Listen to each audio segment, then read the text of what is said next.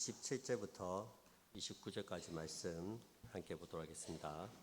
열왕기상 21장 27절부터 29절까지 말씀입니다.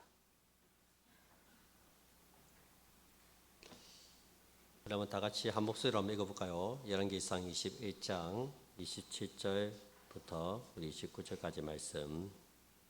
구약 성경 555페이지입니다. 제가 가지고 있는 성경 555페이지. 한 목소리로 함께 읽도록 하겠습니다. 시작. 아합이 이 모든 말씀을 들을 때에 그의 옷을 찢고 굵은 배로 몸을 동이고 금식하고 굵은 배에 누우며 또 풀어 주고 다니더라. 여호와의 말씀이 디세 사람 엘리야에게 임하여 이르시되 아합이 내 앞에서 겸비함을 네가 보느냐? 그가 내 앞에서 겸비함으로 내가 재앙을 저희 시대에는 내리지 아니하고 그 아들의 시대에야 그의 집에 재앙을 내리라 하셨더라. 아멘. 옛날에 개그 콘서트에 애정남이라는 코너가 있었습니다. 애매한 것을 정해주는 남자, 줄여서 애정남인데, 우리가 일상생활을 하다 보면 종종 애매한 경우가 종종 있습니다. 예를 들면 명절날 용돈은 몇 살까지 줘야 하나, 또 얼마를 줘야 할까? 애정남한테 물어봤습니다. 물어보니까 7세 미만 아동에게는 용돈을 주지 않습니다. 왜냐하면 줘봤자 엄마가 뺏어가니까 저도 이렇게 소용이 없어요. 그리고 재수생은 용돈 주면 안 됩니다. 돈이 생기면 공부 안 하고 딴짓하니까 오히려 시험에 들 수 있습니다. 재수생은 용돈 주면 안 됩니다. 그런데 고시생은 반드시 줘야 됩니다. 고시생은 한 교회 인생이 어떻게 될지 모르니까 혹시나 하는 마음에 투자를 하는 겁니다. 교회에서도 애매한 경우가 있습니다. 목사님이 농담을 했는데 안 웃깁니다. 이거를 웃어야 되나 말아야 하나. 안 웃으면 분위기가 싸해지고 웃자니 양심이 찔리고 애매한 경우가 있죠. 그럴 때는 차라리 웃으면 됩니다. 눈치 보지 마시고. 옆자리에 있는 성도가 예배 시간에 졸고 있습니다. 이걸 깨워야 하나 말아야 하나 애매하죠. 그때 기억하세요. 다음 주에 나도 졸 수가 있습니다. 그리고 주보 오타가 심한데 야 이거 말을 해야 하나 말아야 하나 그렇게 애매한 경우도 있죠. 목사님한테 말하면은 괜히 또 이렇게 그거 한 것 같고 말 안 하면 다음 주에도 오타가 나올 것 같고 그때는 그냥 말하시면 됩니다. 예. 어차피 또 오타는 나와요. 말하시면 됩니다. 여러분 신앙에 있어서도 이 애매한 신앙이 있습니다. 믿는 것도 아니고 안 믿는 것도 아니고 애매한 신앙이 있어요.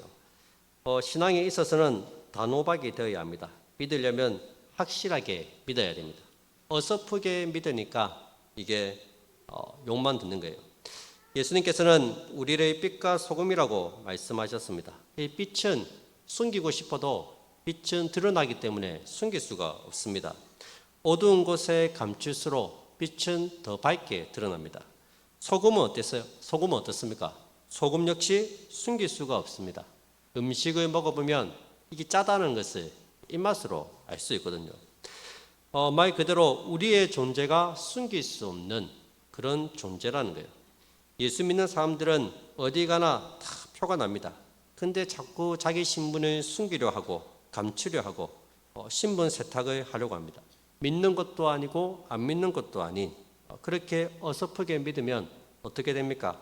마태복음 5장 13절에 보니까 너희는 세상의 소금이니 소금이 많이 그 맛을 잃으면 무엇으로 짜게 하리요?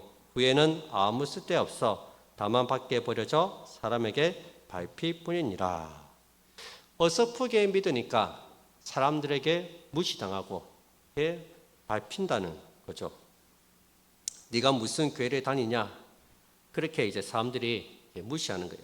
근데 확실하게 믿으면 사람들이 여러분들을 찾아옵니다. 어려운 일이 있을 때 여러분들에게 와서 기도 부탁을 합니다. 나를 위해서 좀 기도해 주라. 이런 문제가 있는데 네가 기도해 주면 잘 들어주실 것 같다 하면서 힘들고 어려운 사람들이 찾아옵니다. 예수님을 잘 믿고 있으면 안 믿는 사람들이 온다는 거예요. 여러분 어차피 예수님을 믿는 거 믿으려면 확실하게 믿으시기 바랍니다. 그러면 하나님께서 영광을 받으십니다. 오늘은 이스라엘의 왕 아합의 신앙과 삶에 대해서 한번 살펴보고자 합니다. 이 아합 왕이 나봇이라는 사람을 죽이고 그의 포도원을 빼앗았습니다. 우리가 나봇의 포도원 사건을 가만히 살펴보면 이 일이 이스라엘의 신앙적인 규범 속에서 이루어지고 있다는 것을 알게 됩니다. 아합과 나봇 두 사람 모두 하나님의 율법에 대해서 너무나도 잘 알고 있습니다. 그런데 그 율법에 대한 태도가 두 사람에게서 확연히 차이가 납니다. 처음에 아합이 지나가다 보니까 멋진 포도밭이 있는 거예요. 포도원이. 그거 보니까 이 누구 포도밭이고 나봇이라는 사람의 포도밭입니다. 그래서 이제 나봇을 찾아가서 이 포도밭을 내가 상당한 값을 주고 살 테니까 나한테 팔아라. 아니면 내가 이것보다 더 큰 포도밭을 너에게 줄 테니까 바꾸자. 그렇게 이야기를 했습니다. 2절 말씀 한번 보시기 바랍니다. 21장 2절. 아합이 나봇에게 말하여 이르되 네 포도원이 내 왕궁 곁에 가까이 있으니 내게 주어 채소밭을 삼게 하라. 내가 그 대신에 그보다 더 아름다운 포도원을 내게 줄 것이며 만일 네가 좋게 여기면 그 값을 돈으로 내게 주리라. 이걸 나한테 팔면은 포도밭을 팔면은 내가 돈을 주고 살 테니까 나한테 팔거나 아니면 내가 더 좋은 것을 줄 테니까 자기와 바꾸자고 얘기했습니다. 그런데 나봇이 어떻게 합니까? 나봇이 거절을 합니다. 거절을. 3절에 보시면 나봇이 아합에게 말하되 내 조상의 유산을 왕에게 주기를 여호와께서 금하실지로다 하니. 내 조상이 이 포도밭은 내 조상이 나에게 유업으로 물려준 밭이기 때문에 제가 이것은 팔 수가 없다고 말했습니다.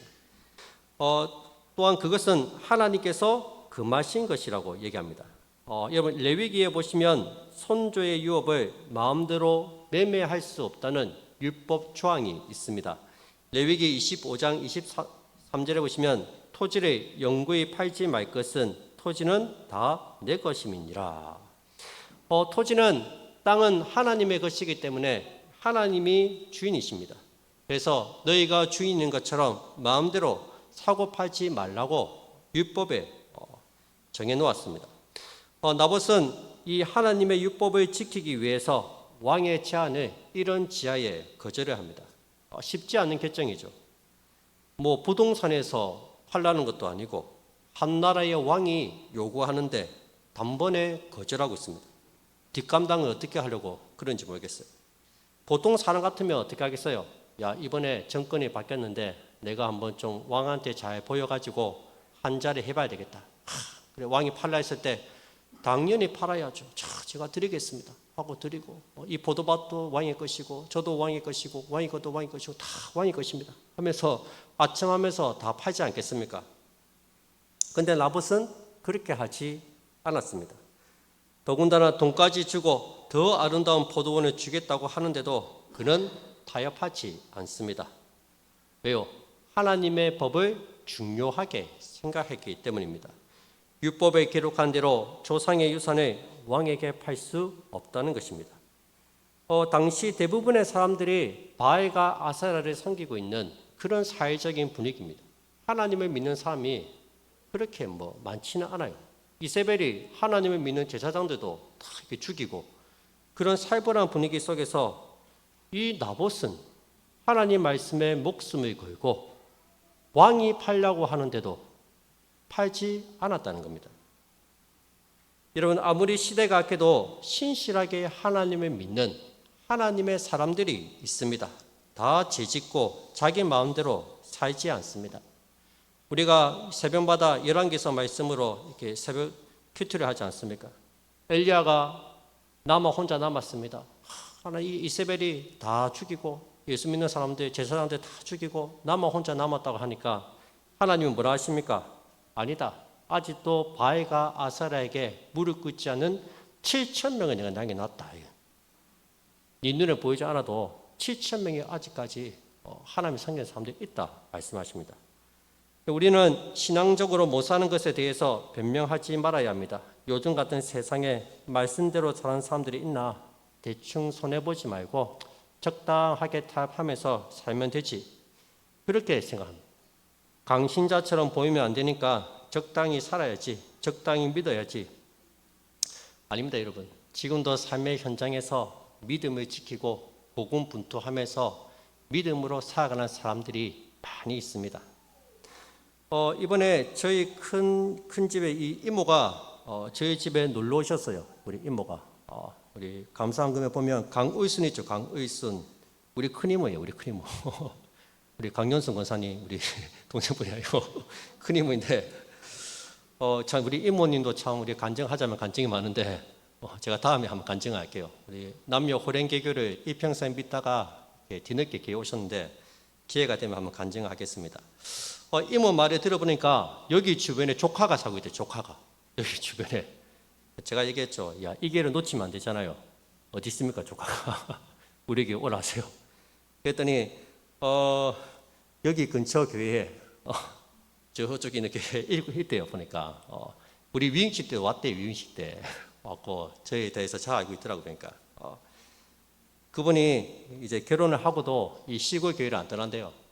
자기가 떠나면 일할 사람이 없다고. 애가 4명이나 있어요. 4명이나 있는데 자기는 이 교회를 지키겠다고 혼자서 뭐 방송실도 하고 뭐 주차도 하고 열심히 섬긴답니다.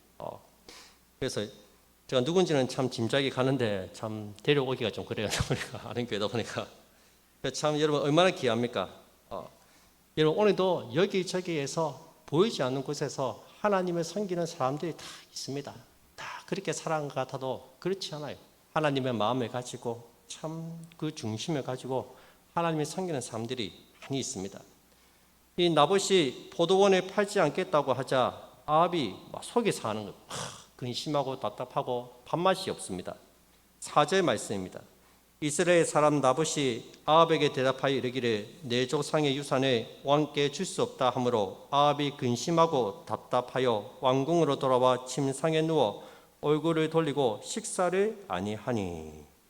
아합이 얼마나 근심하고 답답했으면 밥맛이 없습니다. 밥이 안 넘어가요.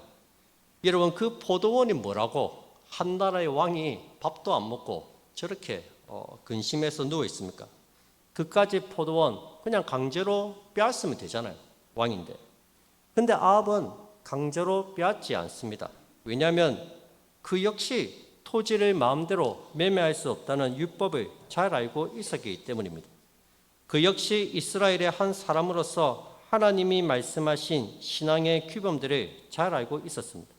그러니 어떻게 할지 몰라 속상해하고 있습니다.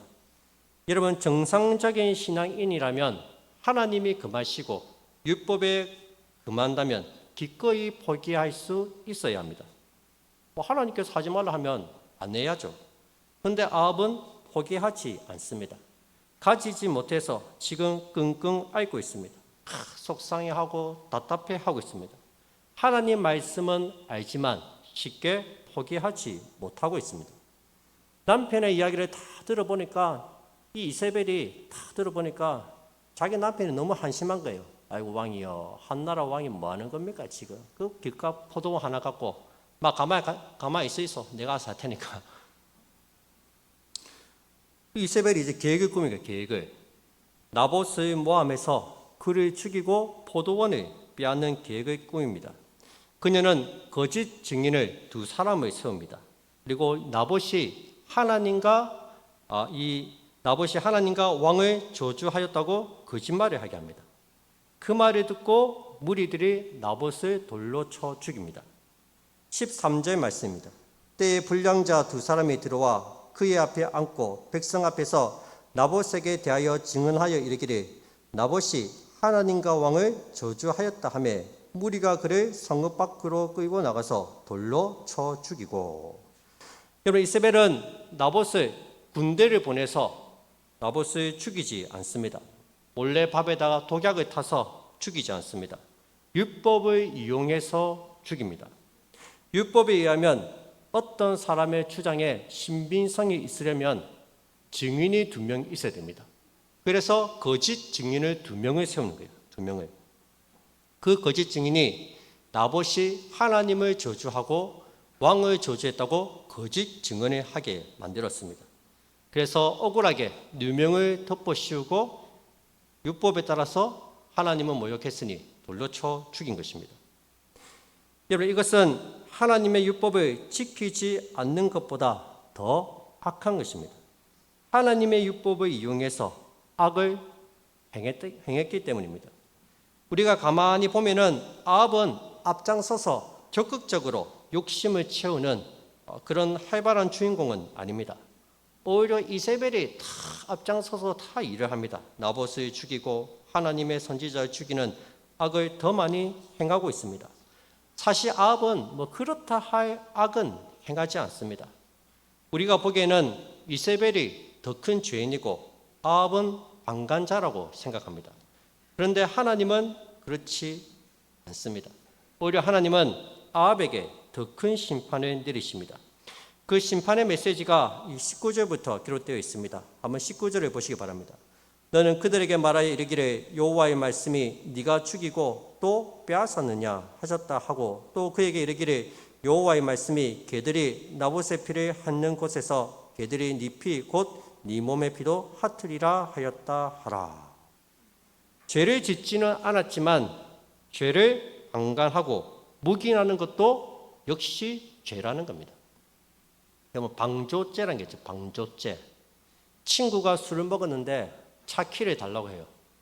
줘야 되나 말아야 됩니까? 주지 말아야 되죠. 주면은 뭐죠? 방조죄에 걸립니다. 뻔히 술 취한 거 아는데 차키를 주면 그 사람 역시 공범이 되는 거예요. 여러분, 성도가 죄를 짓고 방탕하게 살고 있는데 가만히 지켜보면 안 되겠죠. 겉면에서 들어오게 해야 합니다. 근데 그 옆에서 같이 야 나도 한 잔 부어봐라. 부어라 마시라 하면 공범이 되는 거예요. 공범이. 근데 신기한 것은 이 아합이 하나님의 심판의 메시지를 듣고 회개했다는 거예요. 희한하죠. 보면 회개를 합니다. 아합이. 그래서 이 예언은 당대에 이루어지지 않습니다. 우리 27절 한번 보세요. 27절. 오늘 읽은 본문. 아합이 이 모든 말씀을 들을 때에 그의 옷을 찢고 굵은 배로 몸을 동이고 금식하고 굵은 배에 누우며 또 풀어 주고 다니더라. 여호와의 말씀이 디스 사람 엘리야에게 임하여 이르시되 아합이 내 앞에서 겸비함을 네가 보느냐? 그가 내 앞에서 겸비함으로 내가 재앙을 저의 시대에는 내리지 아니하고 그 아들의 시대야 그의 집에 재앙을 내리리라 하셨더라. 아합이 내 앞에서 겸비함을 네가 보느냐? 아합이 지금 하나님께서 인정하실 정도로 진심으로 자기의 죄를 회개하고 있습니다. 아무런 죄가 없는 나봇을 죽일 때는 눈 하나 깜짝하지 않던 사람이 그런 깜빡한 영혼이 하나님께서 너를 심판할 것이다. 네가 나봇의 피를 핥은 곳에서 걔가 네 피를 핥게 될 것이다. 심판의 메시지를 들으니까 아합이 하나님께 겸비하면서 진심으로 회개하고 있다는 거예요. 여러분, 참 이런 아합의 모습을 보면 우리가 이 아합의 신앙을 한마디로 단정짓기는 참 어렵습니다. 악하다고 말하기도 그렇고 그렇다고 선하다고 말하기도 어렵습니다. 아합은 앞장서서 악을 행하지는 않습니다.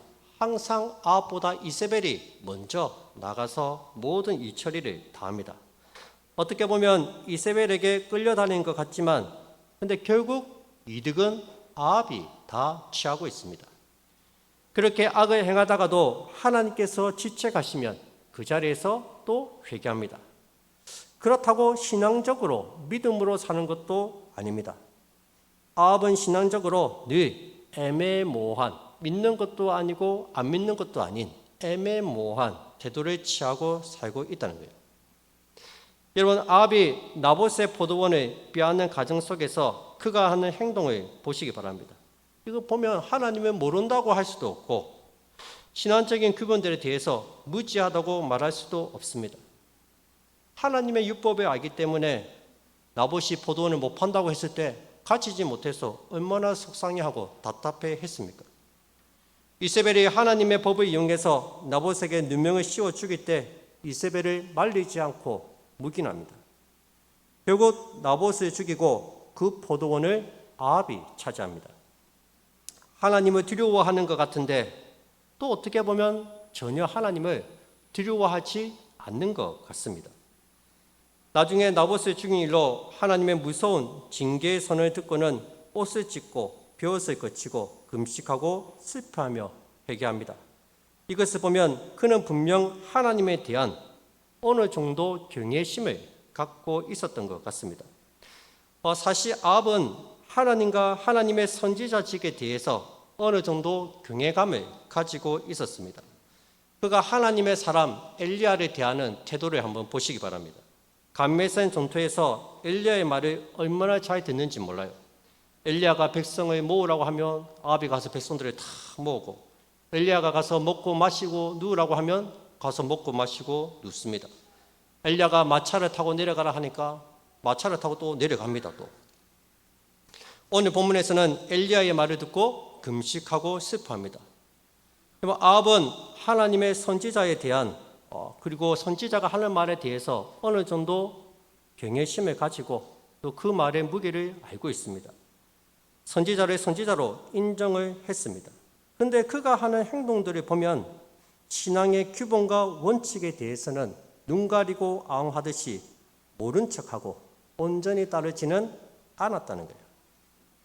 그래서 아합의 신앙은 한마디로 말해서 애매한 신앙입니다. 애매모호합니다. 하나님을 믿는다고 말하기도 그렇고 그렇다고 안 믿는다고 말하기도 그런 애매한 신앙을 가지고 있습니다. 이것이 가장 위험한 신앙입니다. 하나님께서는 이런 애매한 신앙을 가장 싫어하십니다. 토해내실 정도로 역겨워하십니다. 계시록 3장 15절 16절 말씀입니다.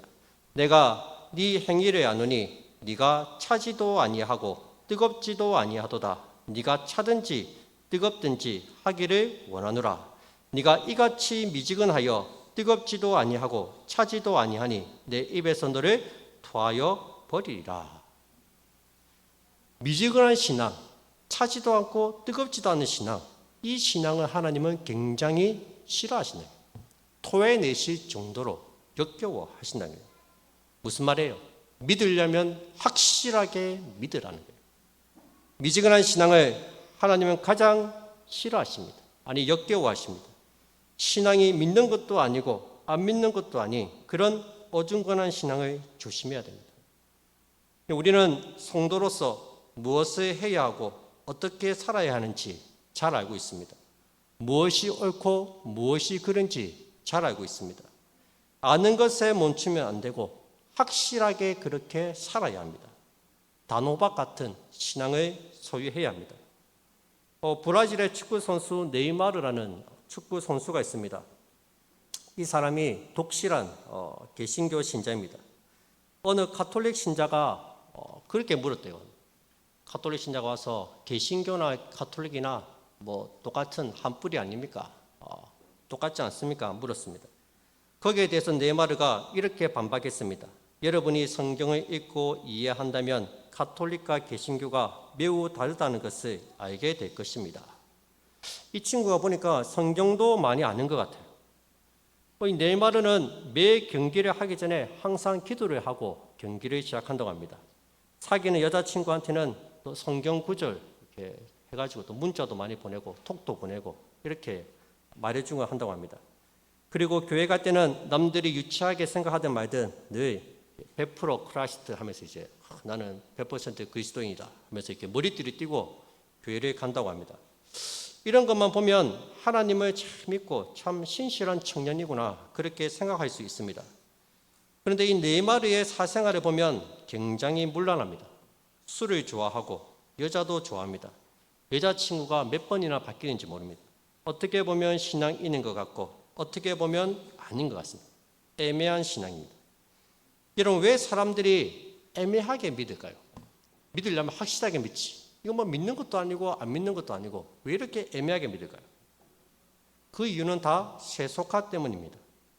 세속화는 세상의 가치관이 이제 신앙에 들어오는 겁니다. 예를 들자면 예배를 드릴 때 예배의 대상이 하나님께 초점을 맞춰야 하는데 어떻게 하면 하나님이 기뻐하시는 예배를 드릴 수 있을까? 그것을 고민하고 예배를 드려야 되는데 근데 오늘날 예배는 사람에게 초점을 맞춥니다. 어떻게 하면 사람들에게 감동을 줄까? 어떻게 하면 사람들의 기분을 맞춰줄까? 어떻게 하면 사람들이 불편하지 않을까? 그것을 먼저 생각하는 겁니다. 인간관계도 마찬가지죠. 하나님과의 관계보다는 사람과의 관계를 더 중요하게 생각합니다. 신앙적으로 판단해야 하는 문제를 사람들과의 관계나 이해관계 속에서 놓고 생각을 한다는 거예요. 신앙적으로 아닌 건 아니라고 얘기를 해야 되는데 내가 이렇게 얘기하면 상대방이 나를 싫어하지 않을까? 친구와 내와의 관계가 좀 멀어지지는 않을까? 그 관계가 깨어지는 게 싫으니까 아닌 걸 아니라고 말을 못하는 거예요. 거절을 못하는 거예요. 거절을. 그런 인간관계의 문제를 신앙적인 규범보다 더 중요하게 생각을 한다는 거예요. 이것이 바로 세속화입니다. 여러분들은 어떻습니까? 친구와의 관계보다, 직장 동료와의 관계보다 하나님과의 관계를 더 우선시하고 있습니까? 예배의 자리에서 온전히 하나님만 찾고 있습니까? 신앙적으로 아닌 것은 아니라고 그렇게 말할 수 있느냐는 겁니다.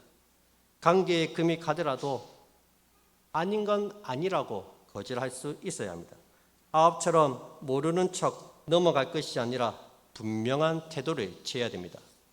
바울은 성령으로 충만함을 받으라고 말했습니다. 에베소서 5장 18절에 보면 술 취하지 말라 이는 방탕한 것이니 오직 성령으로 충만함을 받으라. 술 취하는 것과 성령 충만한 것을 비교해서 말하고 있습니다. 여러분 술 취하는 사람의 특징이 뭐예요? 술 취하는 사람의 특징 술 기운에 정신이 없습니다. 꼬알라가 되죠. 꼬알라가 정신줄을 놓아버립니다. 해야 할 일을 안 하고 그 시간을 허비하는 거예요. 거기에 비해서 성령 충만한 상태는 성령으로 가득 찬 상태입니다. 늘 깨어있고 해야 할 일을 하는 것입니다. 여러분 중간지대는 없습니다. 술에 취해서 정신줄을 놓고 방탕하게 살아가든지 아니면 성령으로 충만해서 해야 할 일을 하면서 주의 일을 감당하면서 살아가든지 둘 중에 하나를 선택해야 합니다. 그래서 성령 충만을 받으라 말씀하면서 앞단락에서 어떻게 행해야 할지 자세히 주의해서 잘 판단하고 세월을 아끼라고 말씀합니다. 우리 앞에 우리 5장 15절부터 보시면 그런즉 너희가 어떻게 행할지를 자세히 주의하여 지혜 없는 자같이 하지 말고 오직 지혜 있는 자같이 하여 세월을 아끼라. 때가 악하니라. 그러므로 어리석은 자가 되지 말고 오직 주의 뜻이 무엇인가 이해하라. 술 취하지 말라. 이는 방탕한 것이니 오직 성령으로 충만함을 받으라. 어떻게 행할지를 자세히 주의해서 지혜롭게 행동하라고 말씀합니다. 어리석은 자가 되지 말고 주의 뜻이 무엇인지 잘 이해하고 그 뜻을 행하라고 하십니다. 분명한 하나님 말씀을 가지고 확실하게 행동하고 판단하고 행하라는 거예요. 그런데 분명한 하나님의 말씀을 알고도 따르지 않고 행하지 않는 사람은 어리석은 사람이라고 말씀하고 있습니다. 여러분 성령 충만하다는 게 다른 게 아니에요. 손 들고 찬양 드리고 뜨겁게 기도하고 그건 성령 충만한 게 아닙니다. 그거는 갈급하면 그렇게 되어 있습니다.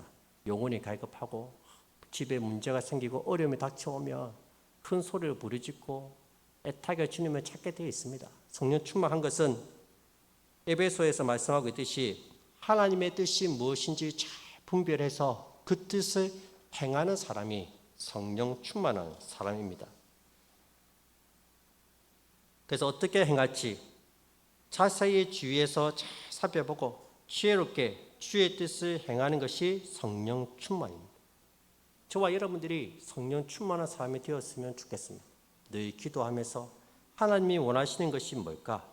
하나님이 기뻐하시는 일이 뭘까? 주의 뜻을 잘 분별해서 그 뜻을 행하는 사람, 성령의 인도하심 받아 살아가는 사람, 그 사람이 바로 성령 충만한 사람입니다. 그런데 문제는 많은 그리스도인들이 성령 충만하지도 않고 그렇다고 죄악으로 충만하지도 않다는 것이 문제입니다. 여러분 중간은 없습니다. 어정쩡하게 신앙생활을 해서는 안 됩니다. 하나님의 모략이라는 책을 보면 오늘날 크리스찬들의 문제는 이것도 아니고 저것도 아닌 것이 문제라고 얘기합니다. 술 취한 것도 아니고 그렇다고 해서 방탕한 것도 아니고 성령 충만한 것도 아닙니다. 특별히 큰 죄를 짓는 것도 아니고 그렇다고 막 성령으로 충만한 것도 아니라는 거예요. 근데 그 삶이 하나님과는 점점 멀어지는 삶을 살고 있다는 거예요. 확실하게 한쪽을 선택해야 됩니다. 어떻게 행할지 주위에서 잘 판단하고 주의 뜻을 행하라고 말씀하고 있습니다. 두 번째로 이 애매한 신앙의 가장 큰 문제점은 헌신이 없다는 겁니다. 우리의 신앙이 단호하지 않고 애매한 이유는 아무런 헌신이 없기 때문입니다. 매주 교회에 나오지만 하나님께 헌신하지는 않습니다. 자신의 시간이나 마음을 들이지는 않습니다. 그저 성경책 들고 교회만 왔다 갔다 하지 특별히 하는 게 없습니다. 그런 사람들은 삶 속에서도 애매하게 살아갈 수밖에 없습니다. 우리나라에 선교사님들이 들어와서 복음이 전파되고 이 땅에 교회가 세워진 지도 100여 년이 지났습니다. 그동안 교회는 많은 변화를 겪어왔습니다. 우리나라 교회 성장은 정말 참 전 세계가 놀랄 정도로 단기간에 급성장을 했습니다. 전 세계에서 가장 큰 교회가 우리나라에만 5개가 있습니다. 그런데 지금은 교회들이 힘을 잃고 쇠퇴기를 걷고 있습니다. 어쩌다가 한국 교회가 이렇게 되었습니까? 처음 우리나라에 복음이 전해졌을 때 그 복음을 받은 첫 세대는 진리를 발견하고 확립하기 위해서 노력해 왔습니다. 하나님과 복음에 대한 갈급함이 굉장히 강했습니다. 그때 초대는 처음에는 이 말씀에 대한 갈급함이 얼마나 강했는지 모릅니다. 그때 부흥회나 사경회를 한다고 하면은 산 넘고 물 건너 그 부흥회에 참석하려고 새벽부터 아이들 데리고 와가지고 아이를 업고 이고 끼고 다 데리고 와서 이 마룻바닥에 다 앉아서 그때 말씀 들었잖아요. 더운 여름에 에어컨이 어디 있습니까? 선풍기 몇 개 돌아가는데 거기에서 몇 시간씩 시간 가는지도 모르고 말씀을 들었어요. 기도원에는 자리가 없어서 못 들어갈 정도로 얼마나 하나님에 대한 갈급함이 컸는지 모릅니다. 그 다음 세대는 복음을 전하는 일에 열심히 내었습니다. 얼마나 열심히 전도했는지 몰라요. 처음에는 말씀에 푹 빠져 살더니 그 다음 세대는 전도하는데 전도 폭발, 전도 세미나에 수만 명이 참석했습니다. 한 교회에서 몇백 명씩 전도한 사람들이 많이 나왔어요. 그때는 이제 간증한 사람도 많이 있었습니다. 제가 이번에 몇천 명을 전도했습니다. 제가 이번에 몇백 명 전도했습니다. 큰 버스 45원승이 몇 대가 교회에 오고 가고 그랬습니다. 얼마나 많은 전도를 했는지 모릅니다. 복음 전파에 최선을 다했습니다. 그런데 오늘날 우리 세대의 특징이 무엇입니까? 오늘날 우리 세대는 복음에 대해서 무관심하다는 거예요. 더 이상 하나님에 대한 갈급함도 복음 전파에 대한 열심도 없습니다. 제대로 헌신하며 사는 사람들을 찾아보기가 어렵습니다. 옛날에 한때 그랬던 거 다 옛 추억이 되어버렸어요. 옛 추억이. 교회 사역에 무관심합니다. 교회가 나에게 어떤 유익을 주고 있느냐 그것만을 따집니다. 교회가 주는 혜택을 누리려고만 하지 내가 교회를 위해서 뭔가를 헌신하겠다는 마음이 별로 없다는 거예요. 말씀을 배우려고 하지도 않고 복음에 대한 관심도 없고 전해야 할 필요성도 못 느낍니다. 선배들이 이루어 놓은 모든 것들을 당연한 것처럼 그렇게 받아들이고 있습니다. 이런 오늘날 교회가 세워지기까지 수많은 사람들의 헌신과 수고가 있었습니다. 얼마나 많은 눈물들로 인해서 이 교회가 세워졌습니까? 집을 팔고 밭이나 논을 팔기도 하고 아끼던 부모들을 주님 위해서 다 내어놓았습니다. 엄청난 대가를 치르고 교회가 세워졌습니다.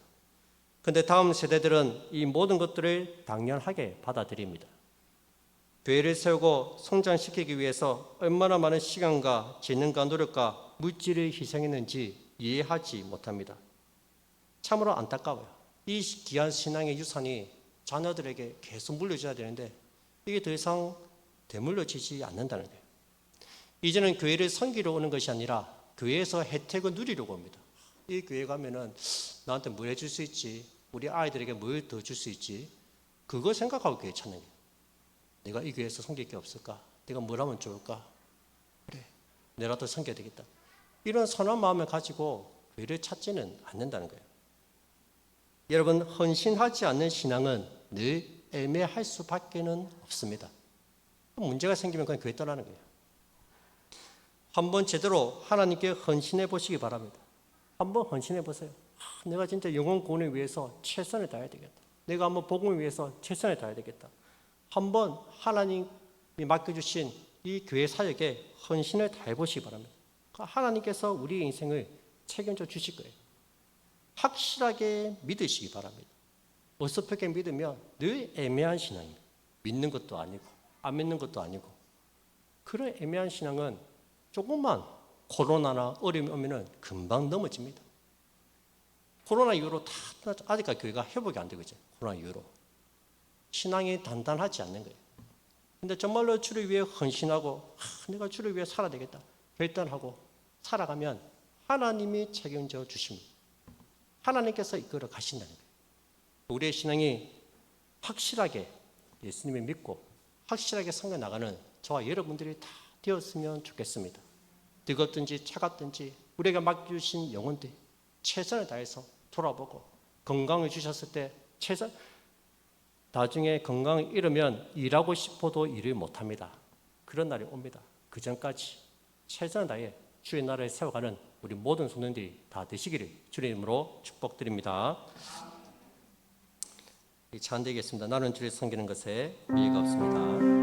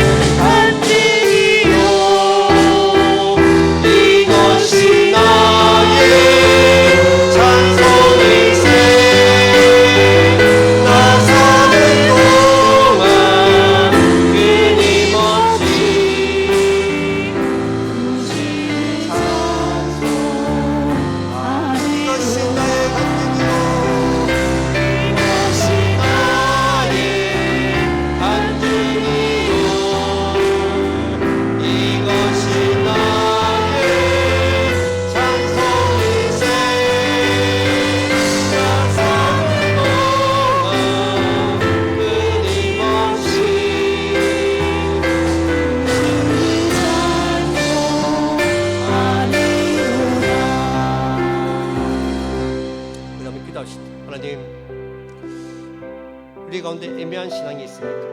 하나님, 우리가 확실히 주님을 믿기를 원합니다. 확실히 주님께 헌신하기 원합니다. 뜨겁지도 않고 차갑지도 않은 그런 냉랭한 가슴이 있다면 아버지, 우리에게 믿음을 다하여 주시고 예수님의 십자가의 사랑으로 충만하게 채워주셔서 뜨겁게 하나님을 사랑하는 그 마음으로 뜨겁게 섬겨나갈 수 있는 우리 모든 성도들이 다 될 수 있도록 주님 역사하여 주시옵소서.